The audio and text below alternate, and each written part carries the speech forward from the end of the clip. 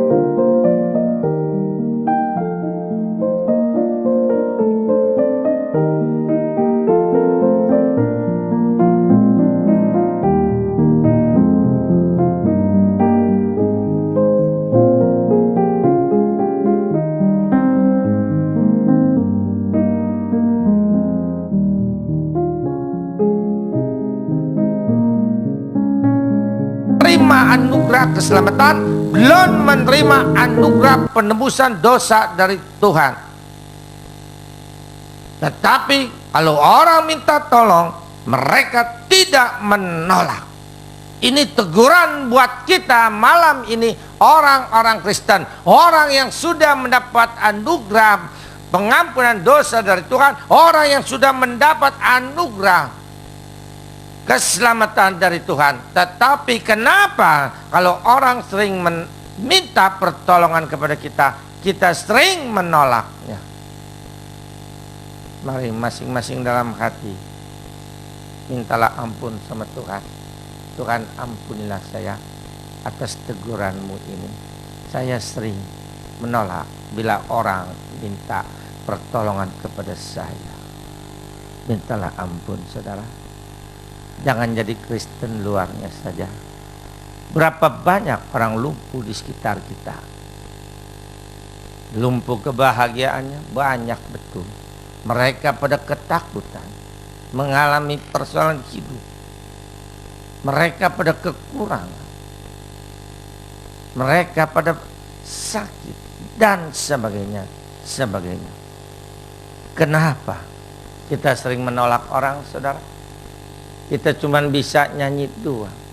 Ku tetap cinta Yesus. Nyanyi pinta, ku tetap cinta Yesus. Kalau kita cinta Yesus, kita mesti taat. Berani mengatakan kepada Tuhan bahwa kita cinta Dia, kita mengasihi Dia. Kita mesti taat. Buat apa sayang sama Tuhan? Kalau nggak taat berarti nggak sayang. Yohanes 14 ayat 15. Sering saya kasih ayat ini, masih nggak mau melakukan.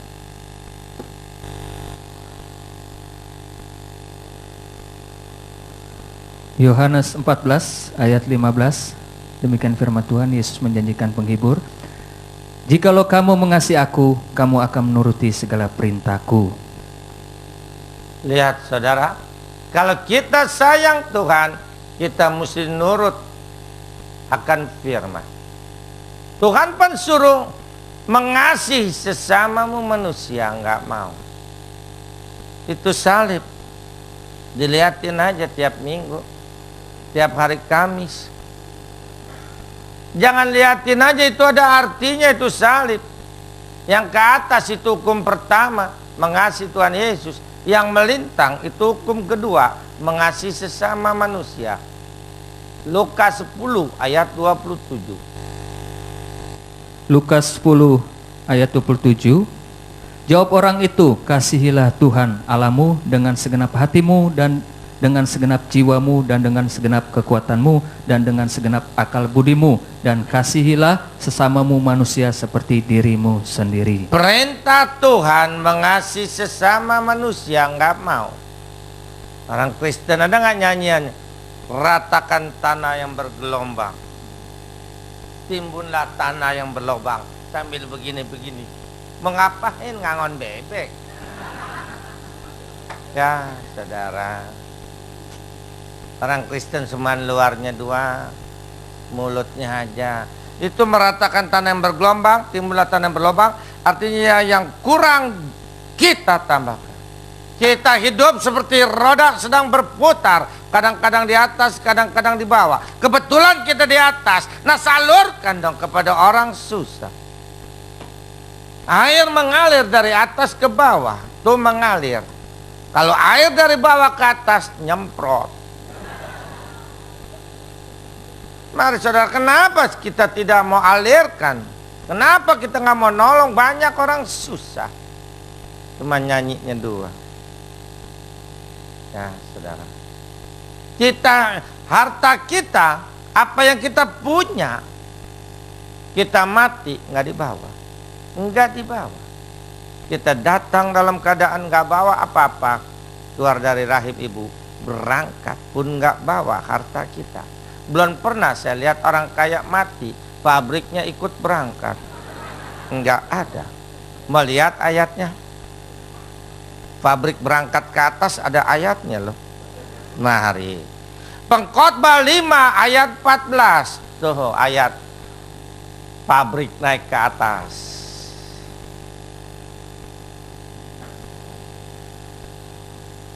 Kalau disuruh nolong orang, muka berubah. Pengkhotbah 5 ayat 14. Sebagaimana ia keluar dari kandungan ibunya, demikian juga ia akan pergi. Telanjang seperti ketika ia datang, dan tak diperbolehnya dari jeripayanya suatu pun yang dapat dibawa dalam tangannya. Mari, kita kekayaan kita, milik kita ini hanya titipan sementara dari Tuhan. Sebab kita masuk ke dalam dunia tidak bawa apa-apa. Keluar, Tuhan bilang, lu jangan bawa lagi. Mari saudara, mau nggak nolong? Kita sedang ditegur oleh cerita orang lumpuh disembuhkan. Mereka, teman-teman si lumpuh, menggotong si lumpuh 4 orang. Apa arti menggotong? Menggotong 4 orang, arti menggotong ada 2. 1, harus sama tinggi menggotongnya. 1 aja malas-malesan, miring sebelah, ngeglinding si lumpuh. Yang kedua, menggotong harus sehati. 1 aja nggak sehati, setengah hati nolongnya, cuman karena mau nampang doang nolongnya setengah hati, miring sebelah, ngeglinding lagi si lumpuh. Teguran buat kita kembali pada malam hari ini. Kenapa kita hidup tidak sama tinggi dan tidak sehati? Di dalam lingkungan kecil saja, lingkungan keluarga, suami, istri, anak-anak, sering hidup nggak sama tinggi. Mentang-mentang bapak yang cari duit, sombongnya bukan main sama istrinya. Istrinya salah dikit aja udah main bentak-bentak. Mentang-mentang kita yang cari duit. Coba kalau anak perempuan kita, adik perempuan kita dibentak-bentak begitu sama suaminya, kita dengar, kita lihat, enak nggak? Mau nggak kita? Kalau nggak mau, jangan bentak-bentak istri. Istri itu kan ada orang tuanya, ada saudaranya. Emangnya dia keluar dari batu? Sombongnya bukan main bapak-bapak. Sombong saya sering dengar. Dibentak-bentak, bahkan ditampar. Salah dikit aja tampar. Duit bentarannya aja habis. Nah tentu aja habis, ngasihnya segitu, nggak berubah-berubah. Sedangkan keadaan harga pada naik semua, listrik naik, air naik, telepon naik, belum sayur-sayuran, makanan naik. Masa cuma segitu doang nggak berubah? Emangnya dia mau cabut pakai rambut bayarnya? Ya ilah bapak-bapak. Ya. Sombong benar-benar, mentang-mentang istri nggak berdaya. Ingat loh saudara, semua manusia jalannya begini. Istri diambil dari tulang rusuk. Begini berarti kita mesti sayangilah istri kita, lindungi istri kita.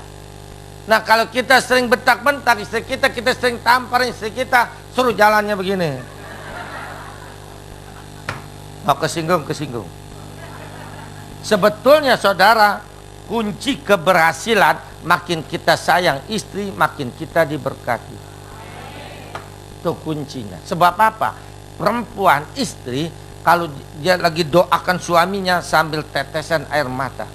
Suaminya lagi usahanya masih kecil, belum maju, gajinya masih kecil, yang doakan dengan tetesan air mata istri lo tiap malam. Tuhan memperhatikan tetesan air mata anak. Diberkati maju, udah maju konyol, sombong. Ya, bapak-bapak, mari kita sama tinggilah. Dan saya minta juga ibu-ibu, istri-istri, banyak istri-istri yang lebih kaya dari suaminya, dari orang tuanya. Banyak istri-istri yang lebih pintar cari uangnya daripada suaminya, ada banyak. Tapi nggak boleh jadikan suami supir. Banyak loh istri-istri yang lebih kaya dari suaminya dijadiin supir. Pagi-pagi jam 7 belum bangun. Papa bangun pak, pan saya mesti ke pabrik nih, mesti ngatur pabrik. Bangun dong, anterin saya. Malas bener, tidur melulu kayak babi. Ya elah saudara, ingat loh istri-istri. Istri diambilnya dari tulang rusuk. Tulang rusuk dibawa tulang pundak. Ini tulang pundak, ini tulang jabatan. Nggak ada pangkat tentara di sini berbaris, nggak ada di sini. Nah kalau di bawah tulang pundak berarti jangan memerintah, jangan jadi kepala keluarga. Ingat bu, jelek-jelek suami, bodoh-bodoh suami, miskin-miskin suami, tetap kepala keluarga. Bila Pak RT datang ke rumah seseorang, bisa saya ketemu kepala keluarga, keluar istrinya saya kepala keluarga, nggak ada. Sampai kiamat juga nggak ada. Mari saudara jangan merubah kodrat Tuhan. Masing-masing tahu kedudukannya, fungsinya. Itulah sama tinggi. Dan saya minta lagi dengan sangat sehatilah dalam keluarga. Istri kita lagi hamil tua, dia lagi ngepel, susah bangun, turun naik. Ini ketindian, suaminya celentang nonton TV. Pantes nah. Dia udah susah begitu sebab pembantu lagi pulang ke udiknya. Kenapa kita nggak mau bantuin? Kalau lagi perlunya aja mau. Iya bapak-bapak, kalau lagi perlunya aja ngebayain. Kalau lagi gendut kagak mau. Marilah saudara mesti sama tinggi dan sehati. Dan saya minta juga dengan sangat pekerja gereja, sama tinggilah dan sehatilah dalam melayani di gereja. Banyak pelayan-pelayan gereja, pekerja gereja pada berantem dalamnya, pada saling sombongan. Buat apa kita melayani Tuhan kalau kita masih saling berantem?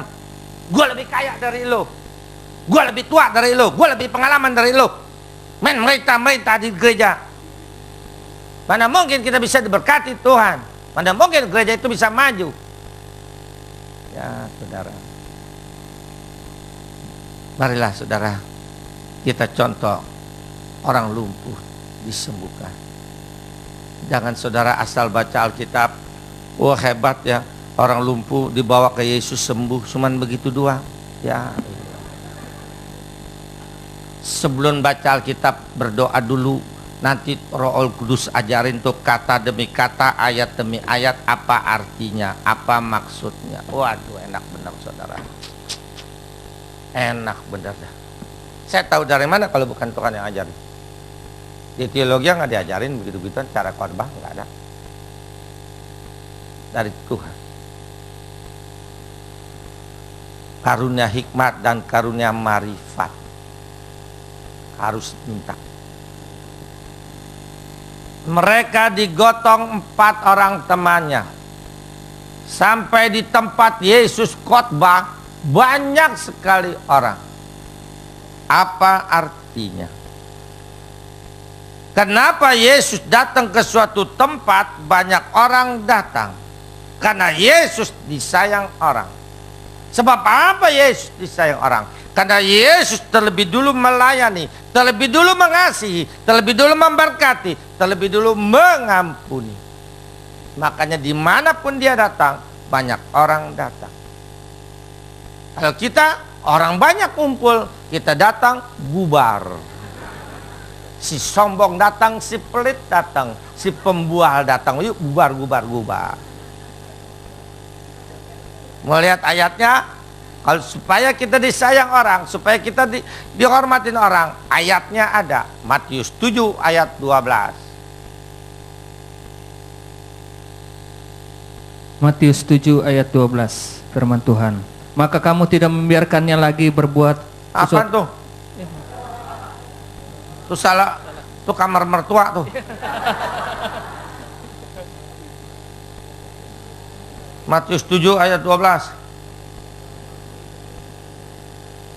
Matius 7 ayat 12, jalan yang benar. Segala sesuatu yang kamu kendaki supaya orang perbuat kepadamu, perbuatlah demikian juga kepada mereka. Itulah isi seluruh hukum Taurat dan kitab para nabi. Amin. Kalau kita mau disayang orang, sayangilah orang terlebih dulu. Kalau kita mau ditegur sapa oleh orang, tegur sapalah orang terlebih dulu. Tuh pengajaran Yesus. Tapi kita nggak mau, sombong. Gua kan lebih tua dari lu anak muda. Masa gua mesti negur anak muda? Tuh kita sering begitu tuh yang tua-tua. Anak muda, saudara, kalau lagi ngumpul, kita orang tua kita tegur. Lain kali waktu kita nggak ngeliat, dia panggil-panggil. Sebab anak muda kalau ditegur duluan oleh orang tua, dia hormatnya bukan main. Sebab dia merasa diperhatikan oleh orang yang lebih tua. Jangan sombong, roh sombong dari setan. Pan gua atasan lo di kantor, masa gua mesti nanya bawahan gua? Tuh, kita sering begitu. Gua penyonya rumah, masa gua mesti tegur pembantu sebelah? Ya iya, saudara, kita sama-sama darahnya merah. Belum tentu turunan kita nanti, siapa tahu kalau kita sombong turunan kita jadi pembantu. Iya, nabur menuai, pokwan, tau nggak pokwan orang Cina? Kalau Betawi bilang kualat, orang Indonesia bilang karma. Kalau kita tabur menuai. Marilah saudara kekasih, apa yang kita mesti sombong-sombongin? Pan gue lebih cantik dari lo lebih jelek. Masa orang cantik negur orang jelek? Tuh. Kita sering begitu. Lihat ya perempuan kalau cantik. Perempuan cantik kalau masuk di suatu pesta jalannya begini tuh. Kayak ayam jago mau berantem. Saudara boleh perhatiin. Coba orang yang jelek, udah datang ngumpul orang banyak, dia datang terlambat, orang jelek pasti nunduk. Ya coba lihat orang kaya. Orang kaya kalau datang banyak orang, wah begini. Rugi kalau kita jalan begini, ada lubang nyemplung nih. Iya jalan begini nggak ngeliat ada lubang. Tapi kalau kita lihat berapa banyak orang susah, kita perhatikan, kita jalan nunduk. Ada duit kita comot. Mana untung? Ya ilah saudara, main sombong-sombongan. Kita hidup nggak lama. Kalau kita taat sama Tuhan, hasilnya turunan kita apa? Kalau kita ngelawan Tuhan, hasilnya apa? Mari kita lihat masing-masing. Ayo, mau ngomong apa juga ada ayatnya. Mau jalan nongak kayak jalan nunduk kayak ada ayatnya. Mazmur 37 ayat 25.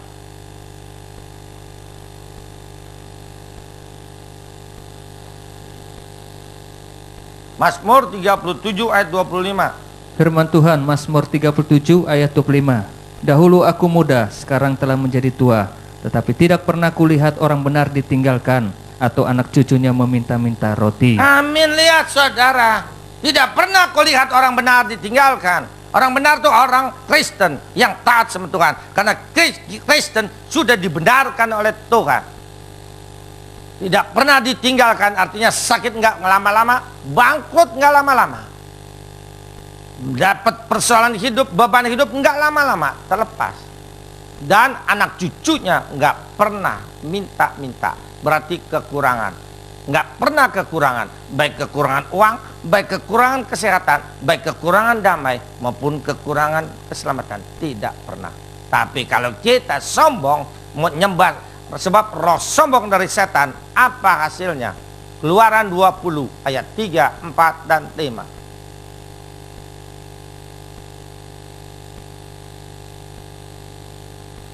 Apa yang kita mesti sombongin, saudara? Orang cantik tuh, ratu kecantikan sedunia, kalau udah mati seminggu riput. Firman Tuhan Keluaran 20 ayat 3, 4, dan 5. Jangan ada padamu Allah lain di hadapanku. Ayat 4. Jangan membuat bagimu patung yang menyerupai apapun yang ada di langit di atas, atau yang ada di bumi bawah, atau yang ada di dalam air di bawah bumi. Ayat yang kelima. Jangan sujud menyembah kepadanya atau beribadah kepadanya, sebab aku Tuhan Allahmu adalah Allah yang cemburu, yang membalaskan kesalahan bapa kepada anak-anaknya, kepada keturunan yang ketiga dan keempat dari orang-orang yang membenci aku. Lihat, kalau kita sombong-sombongan, turunan kita nanti keempat masing kena. Masing kena. Yang menabur pasti menuai. Mari saudara kekasih, janganlah sombong. Apa artinya? Di depan pintu banyak orang, sehingga si lumpuh dan teman-temannya tidak bisa masuk. Di depan pintu banyak orang, apa artinya? Janganlah menghalangi bila orang mau jadi Kristen. Kita sering menjadi penghalang. Mungkin belakang nggak ngerti. Nih saya kasih contoh. Teman kita, tetangga kita si Akyong, orang Tepekong. Kita orang Kristen, bahkan majelis koordinator di gereja. Si Akyong malam-malam gedor pintu kita, ketok jam 2. Kita buka, ada apa Kyong? Pak, boleh nggak saya pinjam mobil Bapak? Buat apa Kyong? Istri saya mau melahirkan, mobil saya lagi rusak Kyong. Ya mobil saya juga lagi rusak nih Kyong. Ya nggak apa-apa deh Pak, saya pinjam tetangga lain. Besok pagi mobil kita bisa ke kantor. Si Akyong lihat. Apa malam-malam datang tuyul ngebetulin tuh mobil? Tadinya si Akyong udah mau jadi Kristen karena dia dengar dari kaset, dia dengar dari televisi dan sebagainya, dia udah simpati sama jadi Kristen. Karena kita pelayan gereja masih ngebohongin, masih pelit, nggak mungkin dia bakalan jadi Kristen. Dia berhenti jadi Kristen, nggak bakalan dia jadi Kristen. Tuh menghalangi depan pintu. Mertua kita orang Tepekong. Ini mantu, nih kita mantu, jadi bukan yang di sini ya, jadi singer.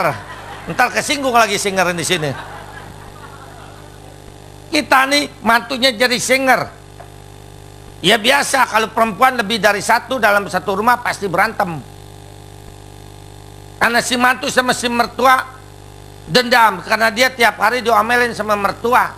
Ya malum aja orang tua dia bawel, biarin. Kita juga calon tua. Siapa yang gak tua-tua? No petani, patung petani no gak tua-tua no. Biarin dia bawel, dan kita masih numpang biarin. Ini dendam. Mertua lagi duduk nonton TV, mantu keluar dari kamar ngelihat mertua, benci, pantatin, jalannya miring. Ya elah. Si mertua tadinya juga pengen jadi Kristen karena teman-temannya waktu jalan pagi tuh orang tua ceritain soal Yesus, dia udah mau jadi Kristen. Dia lihat mantunya Kristen dan pelayan gereja masih begitu kurang ajar, dia nggak bakalan jadi Kristen. Tuh menghalangi depan pintu, masa nggak ngerti? Ya saudara, kita sering lo jadi penghalang lo. sering jadi penghalang sikap-sikap kita. Ingat, menyelamatkan orang bukan dengan firman saja, bukan dengan doa saja, bukan dengan pujian saja, tapi dari sikap kita bisa memenangkan jiwa. Sebab kita orang Kristen contohnya orang dunia loh. Mau lihat ayatnya, kita contohnya orang dunia? Adalah lagi ayatnya. Enggak kekurangan ayat sampai jam 3 malam juga. Ibrani 12 ayat pertama. Contoh aja begitu jelek, bagaimana orang mau? Ini saudara, habis ntar saya khotbah, saudara, siapa yang punya persoalan berbeban berat, ntar saya mau doain, maju ke depan. Firman Tuhan Ibrani 12 ayat yang pertama, nasihat supaya bertekun dalam iman.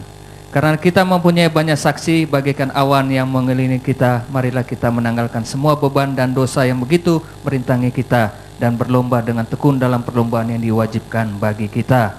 Kita mempunyai banyak saksi, berarti kita disorot oleh orang dunia. Kalau kita ini sebagai contoh, kita sebagai panutan. Kalau contoh mesti bagus. Coba rumah contoh di real estate, ada nggak tiangnya miring sebelah? Nggak laku rumah contohnya aja tiangnya miring sebelah, gimana nanti rumahnya? Mau bukti orang Kristen contohnya orang dunia? Lihat orang Kristen kalau ngutang nggak bayar, kesebut kekristenannya. Kok orang Kristen ngutang nggak bayar?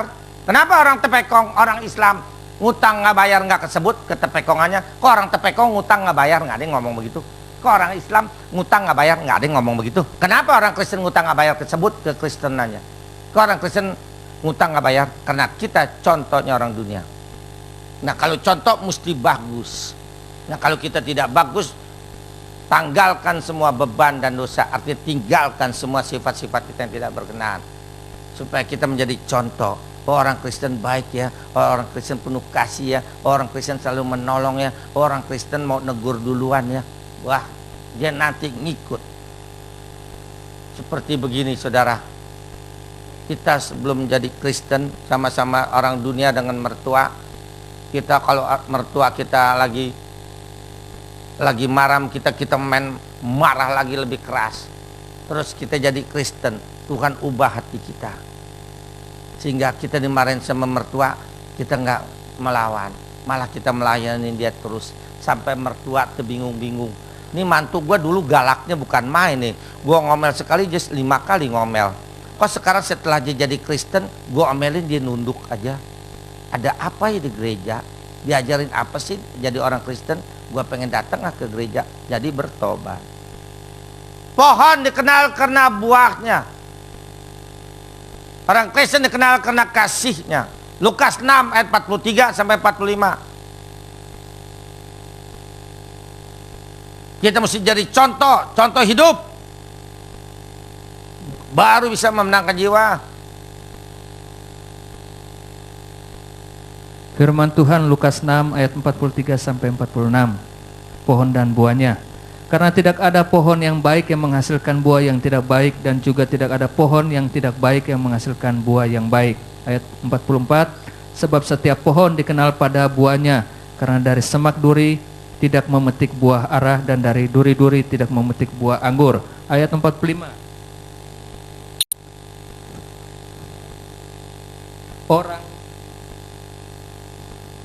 Orang yang baik mengeluarkan barang yang baik dari perbendaharanya hatinya, dan hatinya yang baik, dan orang yang jahat mengeluarkan barang yang jahat dari perbendaharannya yang jahat, karena yang diucapkan mulutnya meluap dari hatinya. Ya, orang Kristen kita mesti tunjukkan bahwa kita lebih dari orang dunia. Kita mesti penuh kasih. Pohon dikenal karena buahnya. Mari saudara kekasih, tunjukkanlah sikap kita terhadap orang dunia. Sebab setelah kita jadi Kristen, hati kita yang keras diubah. Yeskiel 11 ayat 19-20. Yeskiel 36 ayat 26. Kenyang-kenyang makan ayat. Yeskiel 11 ayat 19-20.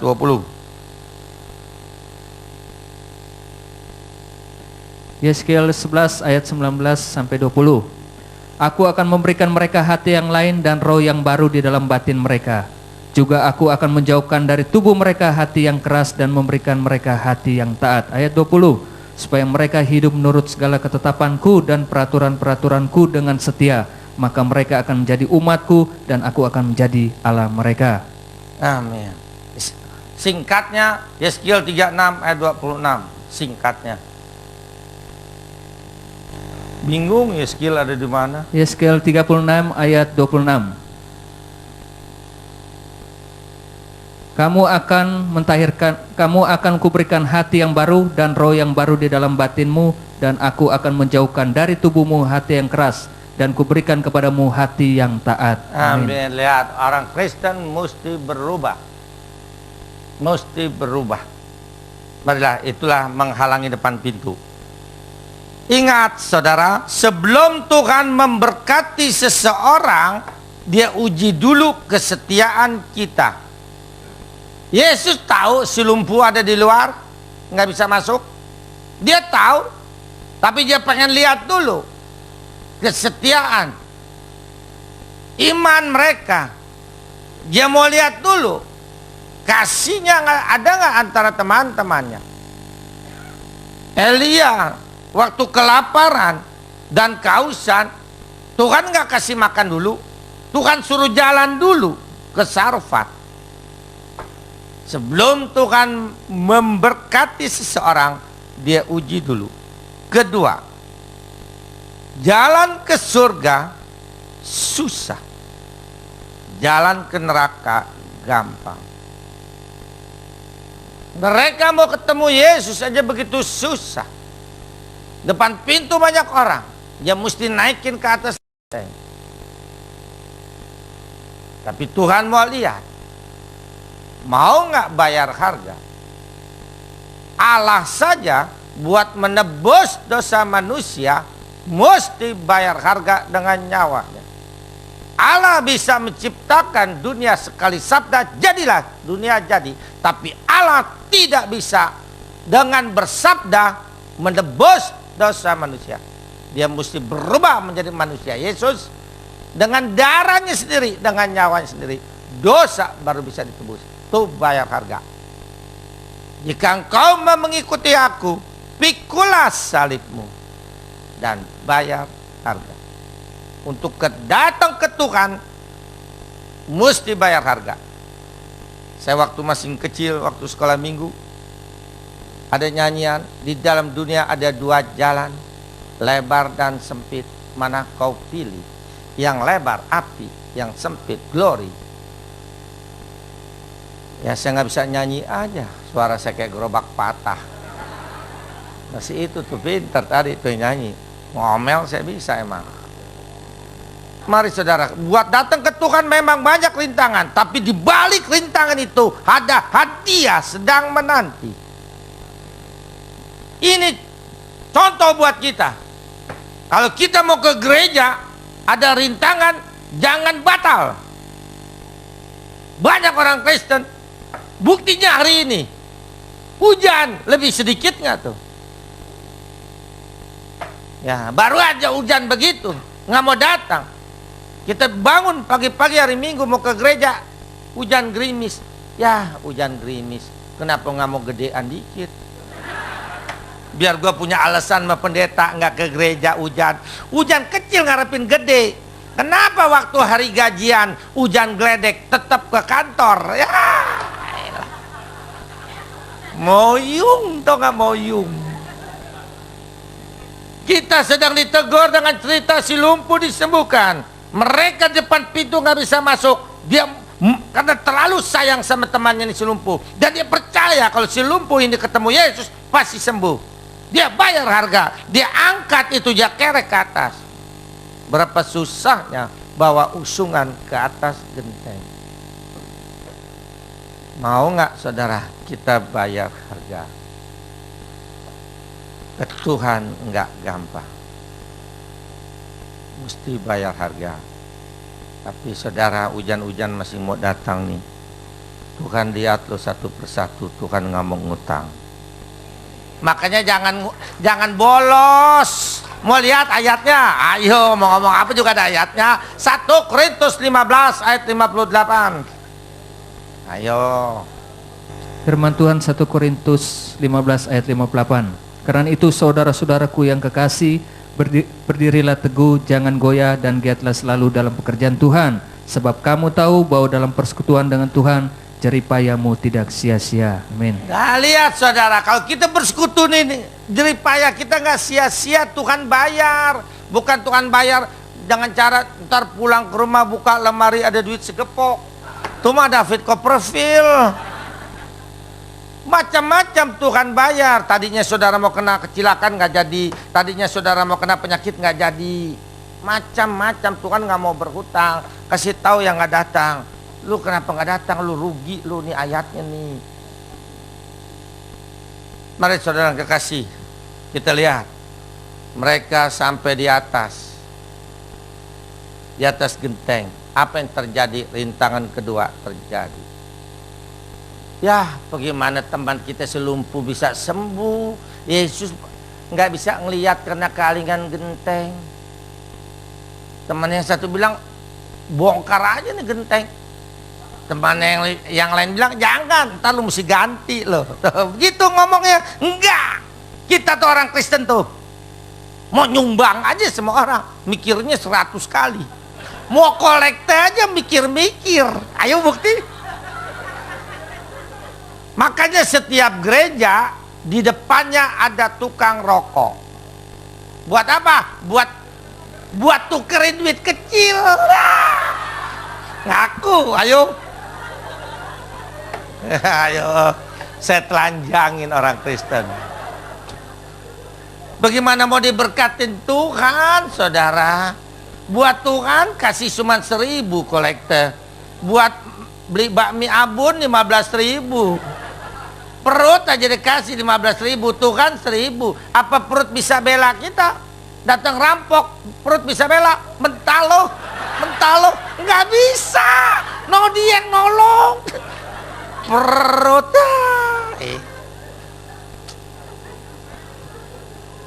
ngoyong biasa ya orang Kristen. Jika engkau hitung menghitung dengan aku pun akan hitung menghitung dengan engkau. Ada ayat. Marilah saudara kekasih, ada ayatnya, jangan main-main. Yuk, bayarlah perpuluhan, bayarlah kolekte. Salah gereja banyak. Nih, orang kopet didoain di gereja, orang pelit didoain. Kolekte didoanya begini, Tuhan berkati yang memberi, berkati juga yang belum bisa memberi. Orang kopet didoain. Ya. Anak lurah punya duit, apalagi anak raja di atas raja, nggak mungkin nggak punya duit. Nah, buat poles kosmetik saudara berapa duit tuh pipi? Masa nggak punya duit? Kan perempuan biayanya mahal, segala apa juga dipoles-poles.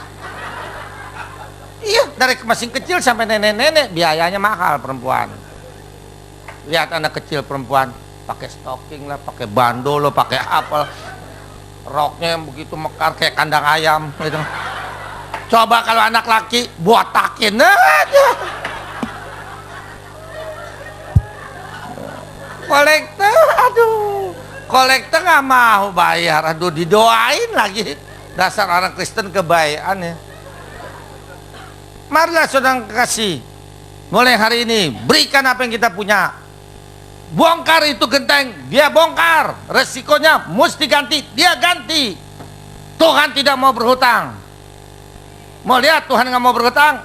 Ayo kita lihat lagi. Amsal 3 ayat 9-10. Enak juga ngomelin orang Kristen. Hujan-hujan. Firman Tuhan Amsal 3 ayat 9 dan 10. Muliakanlah Tuhan dengan hartamu dan dengan hasil pertama dari segala penghasilanmu. Oh, artinya berikanlah harta kita untuk pelayanan Tuhan dan berikan untuk orang susah. Ini hadiahnya nih. Hadiahnya yang ke-10. Yang ke-10, maka lumbung-lumbungmu akan diisi penuh sampai melimpah-limpah, dan bejana pemerahanmu akan meluap dengan air buah anggurnya. Amin. Amin. Lihat, Tuhan nggak mau berhutang, dia bayar loh 30 kali, 60 kali, 100 kali. Mas saudara, tolonglah orang sekarang, lebih-lebih bulan ini dan bulan depan. Ini ibu-ibu kena virus 7 keliling.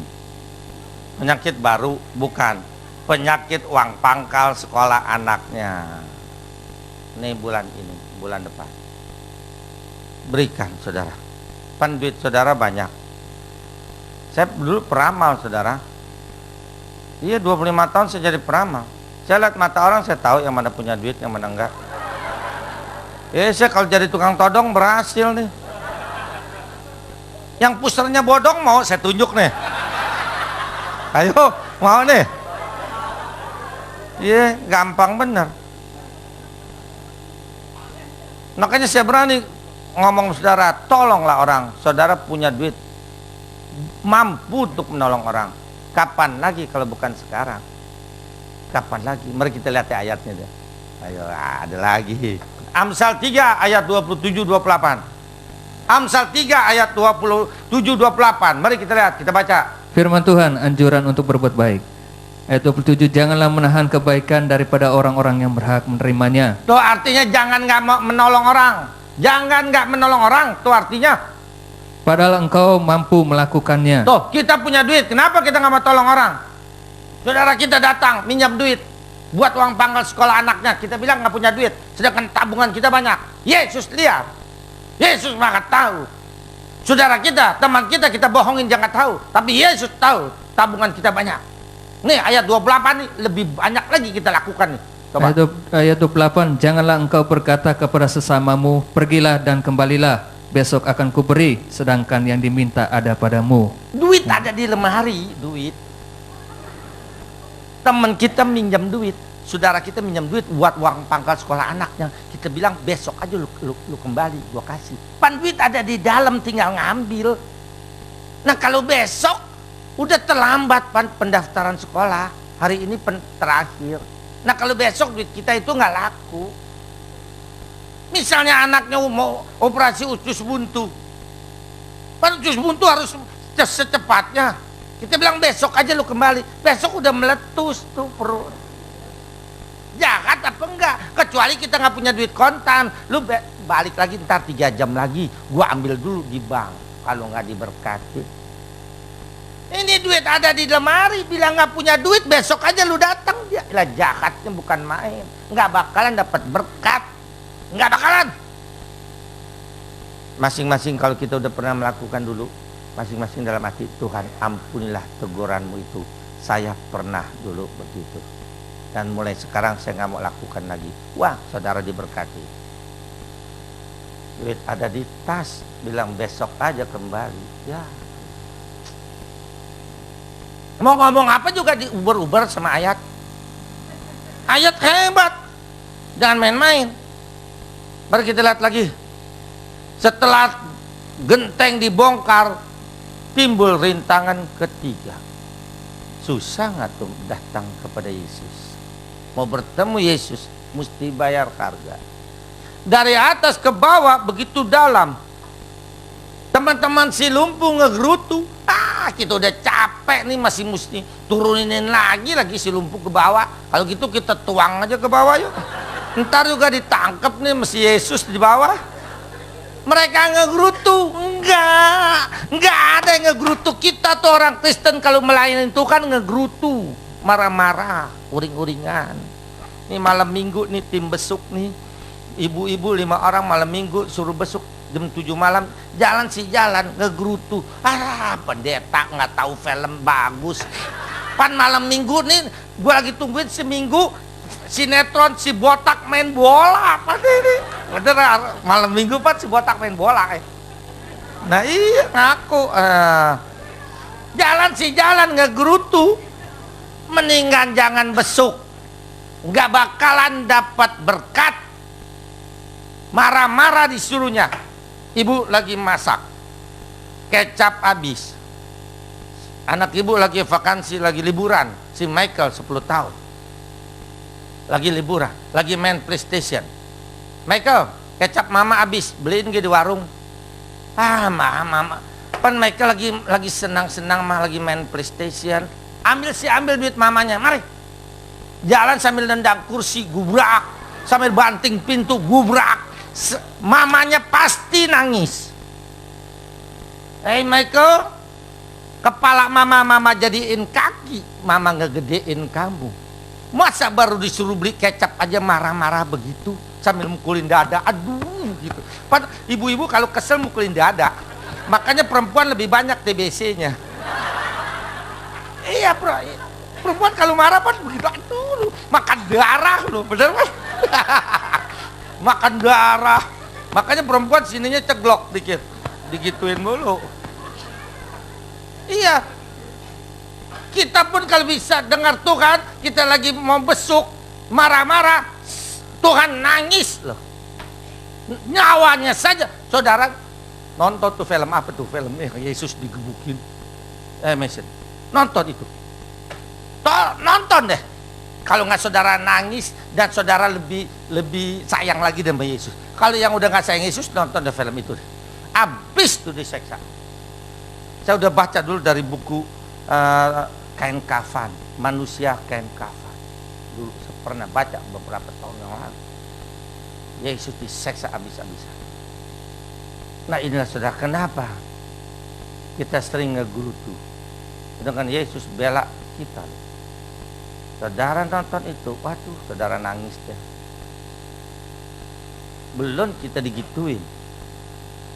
Mari saudara, dengan kasihnya, teman-teman si lumpuh dengan tenaga yang terakhir, dia turunkan si lumpuh di hadapan Yesus. Apa yang terjadi?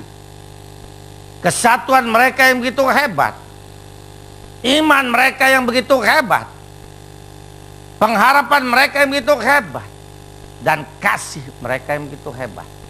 Ada hasilnya. Ada hasilnya. Meskipun Yesus belum kenal orang ini, belum pernah ketemu orang ini, tapi karena iman, pengharapan, dan kasih dan kesatuan mereka yang begitu erat, Tuhan nggak mau berhutang. Dia bayar. Markus 2 ayat 5. Tuh bayarannya. Firman Tuhan Markus 2 ayat yang kelima. Ketika Yesus melihat iman mereka, berkatalah ia kepada orang lumpuh itu, "Hai anakku, dosamu sudah diampuni." Amin. Detik itu juga timbul belas kasihan Tuhan, timbul kemurahan Tuhan. Detik itu juga diangkat anak. Hai anakku. Kalau anak pasti dibela oleh bapaknya. Kalau anak pasti tidak terlantar. Karena bapaknya ada. Mari saudara, apa untungnya diangkat anak? Ada ayatnya lagi. Yesaya 46 ayat keempat. Itu untungnya diangkat anak.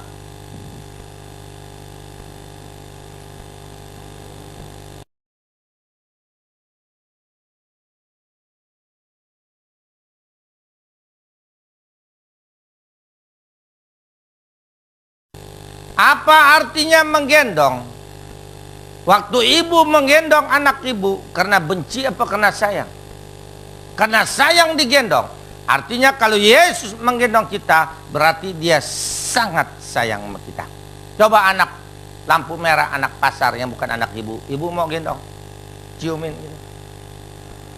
Kalau bukan anak tidak digendong, kalau tidak digendong tidak disayang. Kalau Tuhan menggendong kita berarti sayang. Menggendong artinya sayang. Arti yang kedua, menggendong. Ibu lagi nonton sinetron, anak ibu jatuh di got, umur 3 tahun. Mama tolong, ntar dulu nolong kamu. Sinetron belum selesai. Diam dulu kamu dalam got. Begitu? Strip. Kita saja manusia berdosa sayang anak. Buru-buru kita gendong anak kita dari dalam got. Menggendong yang kedua artinya melepaskan dari kesusahannya. Bila Yesus menggendong kita, kesusahan kita dia lepaskan. Enak atau digendong. Menggendong yang ketiga artinya, saudara tadi siang jalan-jalan suami istri mau nyebrang di depan sana yang rame di Roxy itu. Anak ibu 3 tahun ngikut lagi. Ibu bilang kamu udah bisa jalan sendiri, nyebrang sendiri ya. Sedangkan mama papanya gandengan tangan. Anak itu suruh nyebrang sendiri di sana, mencret ketubruk mobil. Supaya jangan mencret ya pakan digendong. Digendong yang ketiga artinya dihindarkan dari bahaya. Kalau Yesus menggendong kita, bahaya dihindarkan. Menggendong yang keempat, ibu punya anak orok, dia nangis lapar pengen nete, lalu ibu taruh di ranjang, netenya berdiri begitu. Emangnya kambing? Diapakan? Digendong.